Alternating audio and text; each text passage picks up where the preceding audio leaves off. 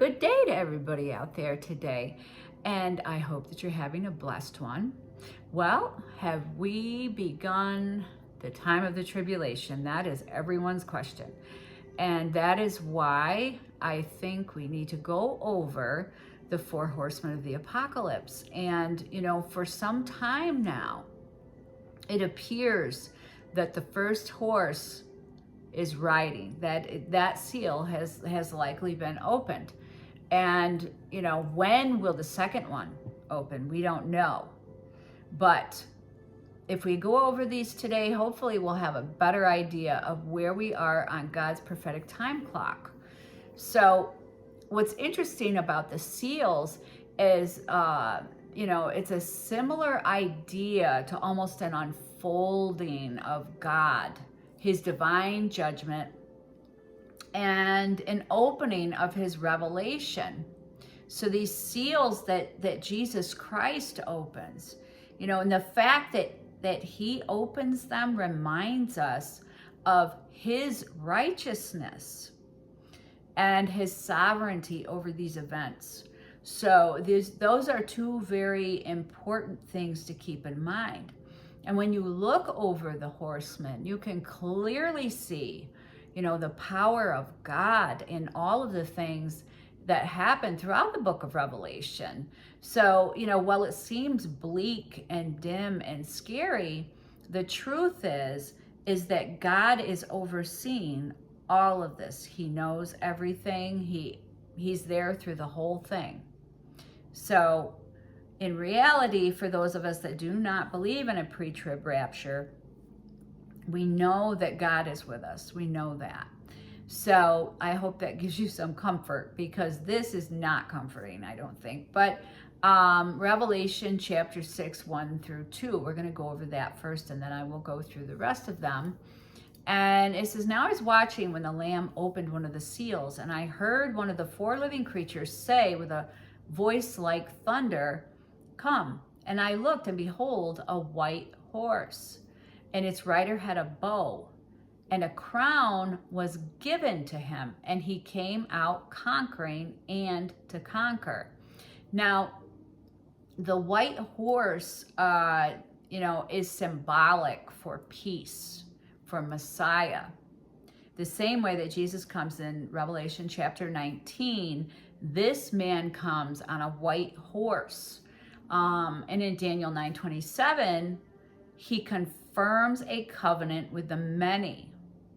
Okay, so his appearance on the scene will be likely that of a Messiah type, even if it's in his own mind, and the appearance of being a peacemaker, which the two kind of go hand in hand, because Jesus is the Prince of Peace and he is the Messiah.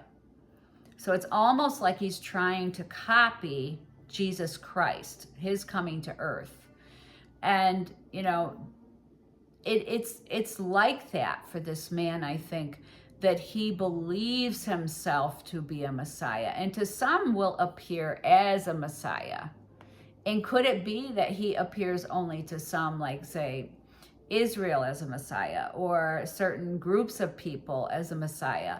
It's hard to say. But that's how he enters in. And, he has a bow. The bow without arrows is symbolic of his power. He has a great deal of power that he uses to get control and to conquer. So he uses his power to manipulate, to lie. And this is not, when he first comes on the scene, is not marked by military might. This is more about his appearance of control and power. And anybody, when he comes on the scene, he's obviously some kind of a president, because he's crowned with a crown, with a laurel wreath, as though he's won some kind of, an election of sorts. And he appears to be a powerful man. He is powerful in some way, shape, or form. even though it's not through military when he first comes on the scene. But that changes because he uses his power later on, and he uses it in to overcome Egypt. And it says that he honors a God of fortresses in Daniel 11:38, and he uses this military force. It says, who is able to make war against the beast in Daniel 13:4. So this man is going to be someone with great military wealth and ability and power. Okay, so, but Daniel 8:23 through 25, it says, at the latter time of their kingdom, a king of bold face who understands riddles will arise. His power will be great, but not by his own power, and he will cause fearful destruction and shall succeed in what he does and destroy mighty men and the holy people. So, and by his cunning he will make deceit prosper under his hand, and in his own mind he will become great. Without warning he will destroy many, and he will even rise up against the princes of princes, and he will be broken, but by no human hand. And see, that's why I make the point of saying that this is a man that has great power. And he believes he has great power, or he knows he has great power because he believes that he can destroy Jesus Christ himself.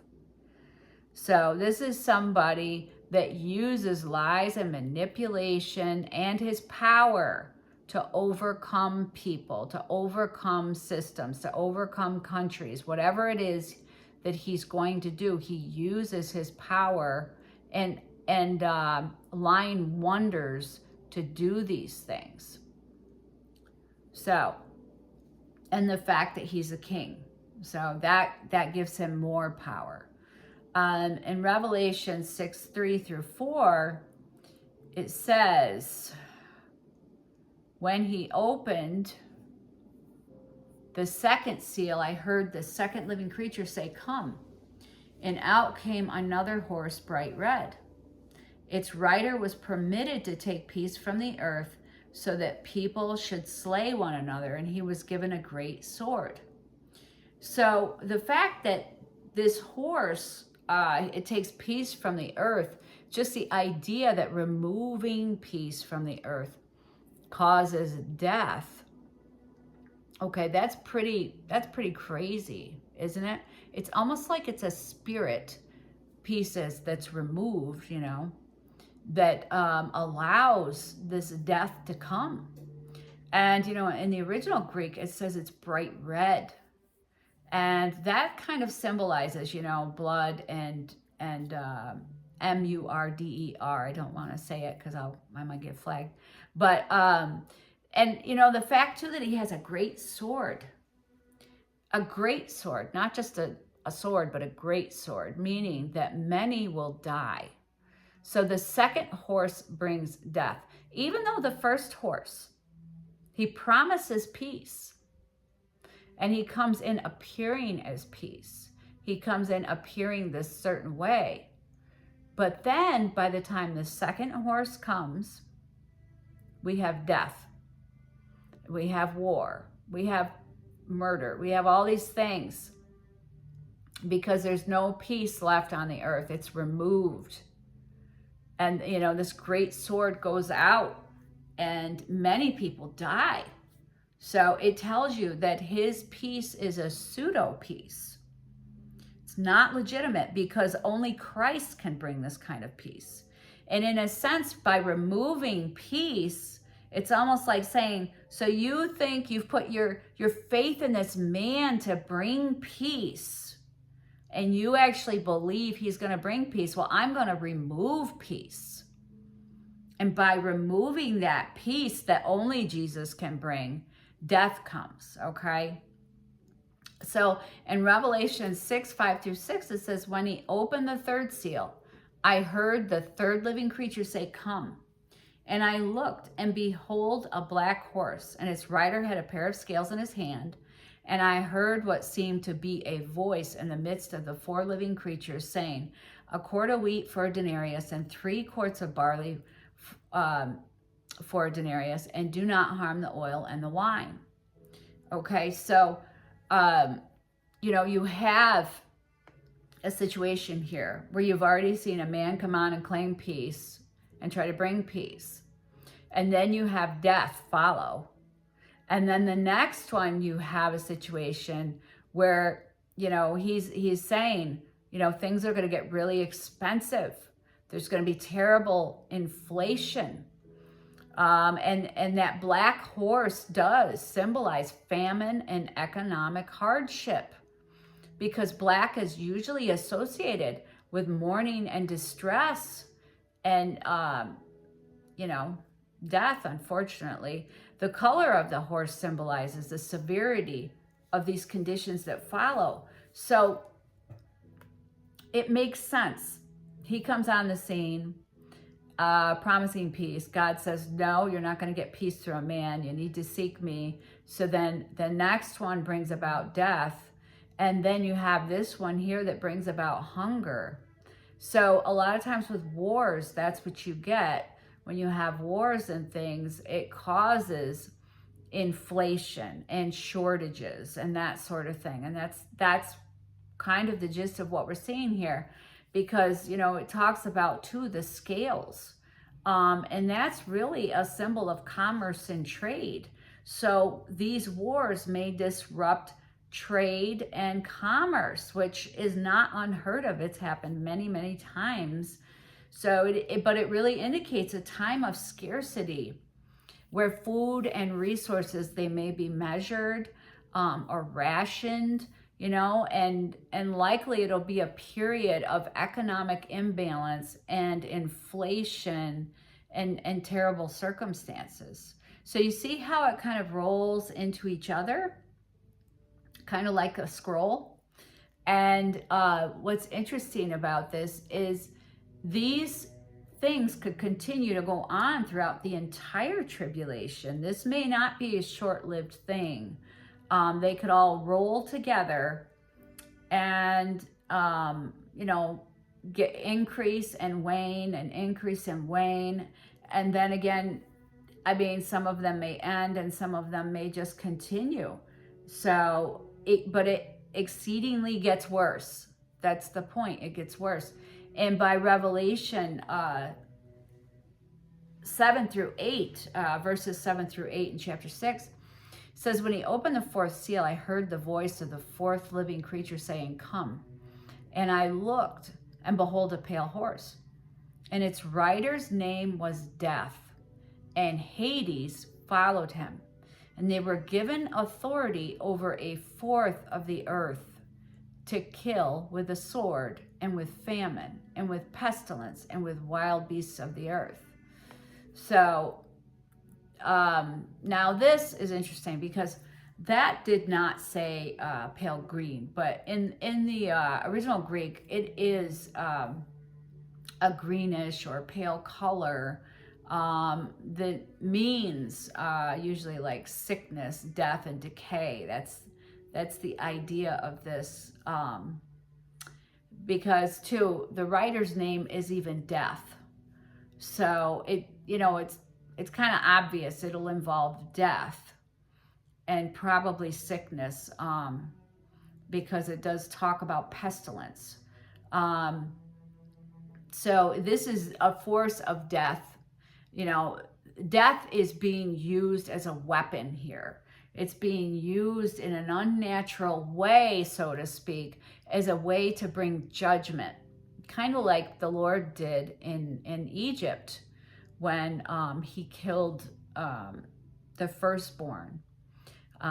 So this is another situation where God is going to weaponize that form of judgment.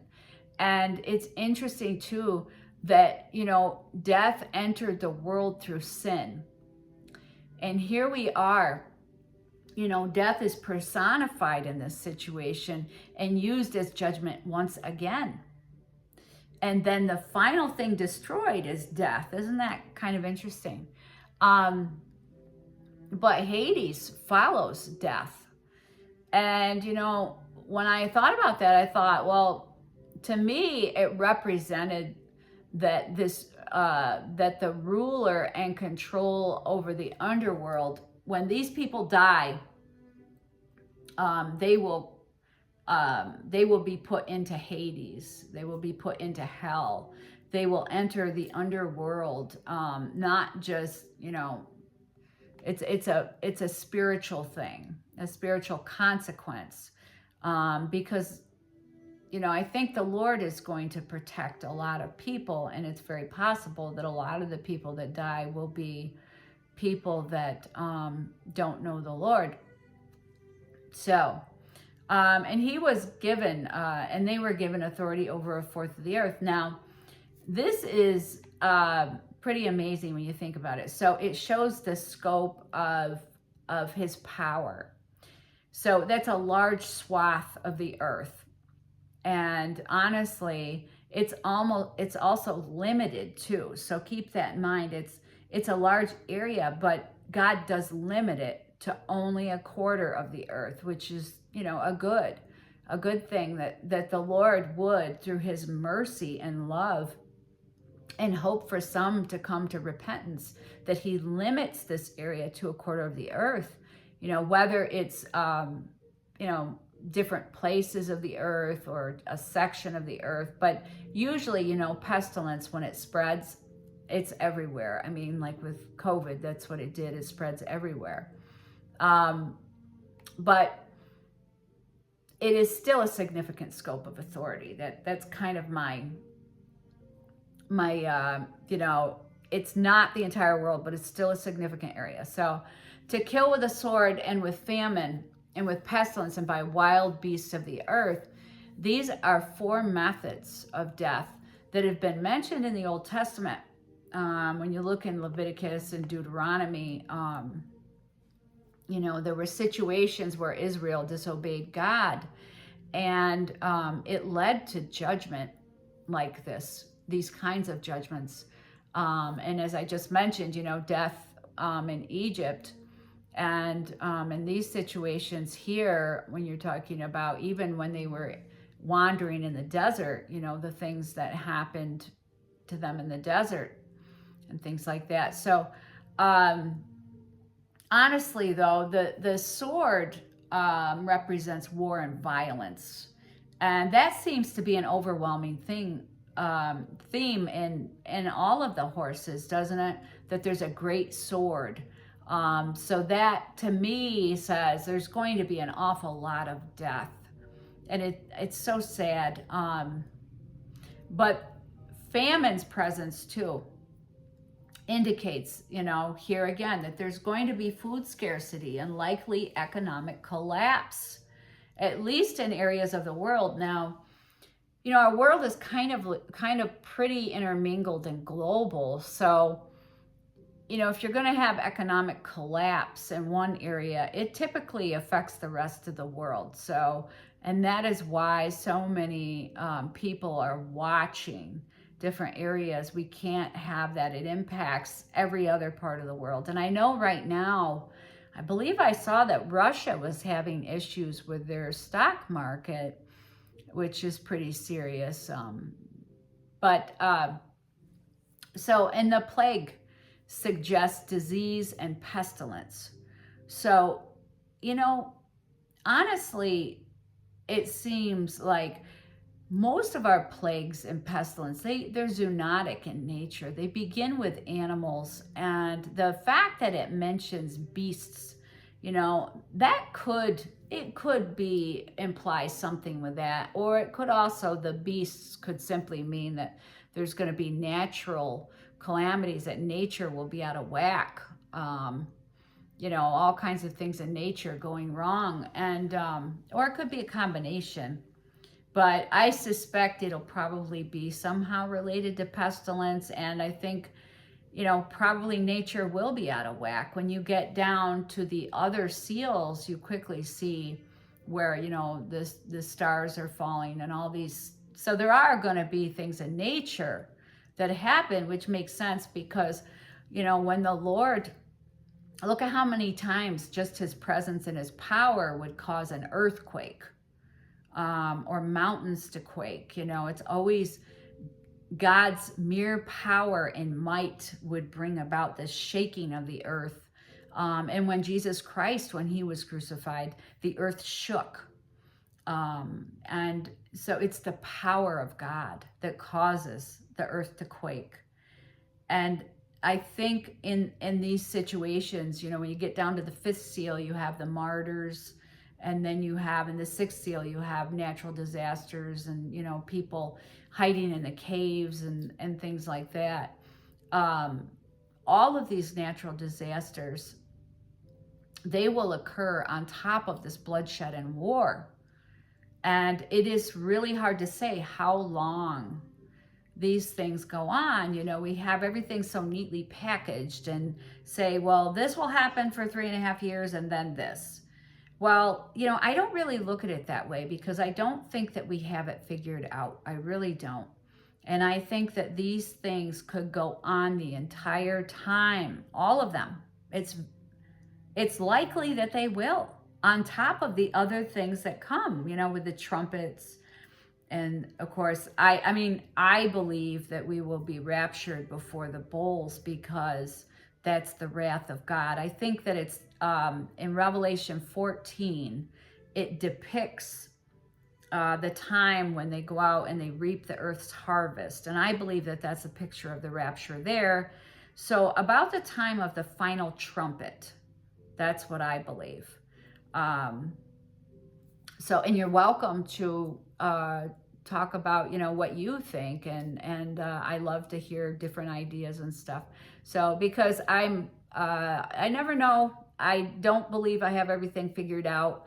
I like to look at different things and see how, you know, the Bible backs it up to see if it's, you know, true to the Word of God. But anyway, I hope that gives us a better idea of where we are right now in God's timeline. And I just felt like it was a timely teaching because we need to be ready for what's coming, because it is coming very quickly. So, but to you, sisters and brothers, praise God and thank you so much for spending your time with me. And I hope that the Lord blesses you and watches over and keeps you. Bye.